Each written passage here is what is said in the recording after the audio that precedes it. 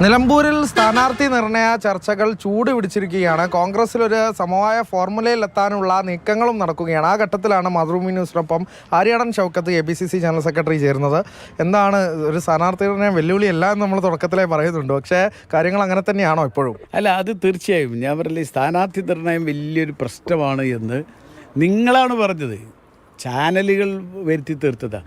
ഇവിടെ നിലമ്പൂരിനെ സംബന്ധിച്ചിടത്തോളം കോൺഗ്രസ് സ്ഥാനാർത്ഥിയെ തീരുമാനിക്കുന്ന കാര്യത്തിൽ ഒരു അഭിപ്രായ വ്യത്യാസം ഇവിടെ ഉണ്ടാകുന്ന പ്രശ്നമേ ഇല്ല.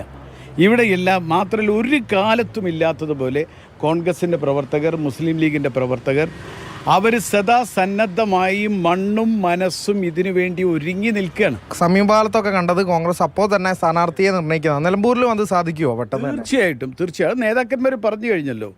എപ്പോഴാണ് ഇലക്ഷൻ പ്രഖ്യാപിക്കുന്നത്? ഇലക്ഷൻ പ്രഖ്യാപിച്ച അന്ന് തന്നെ കോൺഗ്രസിൻ്റെ സ്ഥാനാർത്ഥിയെ പ്രഖ്യാപിക്കുമെന്ന് നേതൃത്വം പറഞ്ഞു കഴിഞ്ഞ കാര്യമാണല്ലോ. കോൺഗ്രസ് ഏത് സ്ഥാനാർത്ഥിയെ പ്രഖ്യാപിച്ചാലും താങ്കൾ പിന്തുണയ്ക്കും?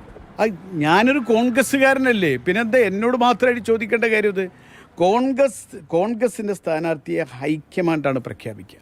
ഹൈക്കമാൻഡ് പ്രഖ്യാപിക്കുന്ന സ്ഥാനാർത്ഥിയെ ബഹുഭൂരിപക്ഷത്തോട് വിജയിപ്പിക്കാൻ വേണ്ടിയുള്ള മനസ്സോടു കൂടിയാണ് നിലമ്പൂർ നിൽക്കുന്നത്. അല്ലെങ്കിൽ യാതൊരു തർക്കവും ഇല്ല. ഒരുപക്ഷെ സ്ഥാനാർത്ഥിത്വം ലഭിച്ചില്ലെങ്കിൽ താങ്കൾ മുന്നണി വിടുമെന്നൊക്കെ തരത്തിലുള്ള പ്രചാരണങ്ങളും അഭ്യൂഹങ്ങളും ഒക്കെ നടക്കുന്നുണ്ട്. എൻ്റെ പിതാവ് മരണശൈലിയിൽ കിടക്കുമ്പോഴും അവസാന ദിവസങ്ങളിൽ എന്നോട് പറഞ്ഞൊരു കാര്യമുണ്ട്. അതെന്നോട് പറയുമ്പോൾ, എടാ, കോൺഗ്രസിൻ്റെ കൊടി പുതപ്പിക്കാൻ മറക്കരുത് കേട്ടോ എന്നോട് പറഞ്ഞു. അതുതന്നെയാണ് എനിക്കും പറയാനുള്ളത്. മറ്റ് കാര്യങ്ങളൊക്കെ നേതൃത്വമാണ് തീരുമാനിക്കേണ്ടത്. PV അൻവർ ഒരു ഫാക്ടറാണ് മണ്ഡലത്തിലെന്ന് താങ്കൾ നേരത്തെ പറഞ്ഞിരുന്നു. ഇപ്പോൾ PV അൻവർ VS ജോയുടെ പേര് വീണ്ടും ആവർത്തിക്കുകയാണ് ചെയ്യുന്നത്.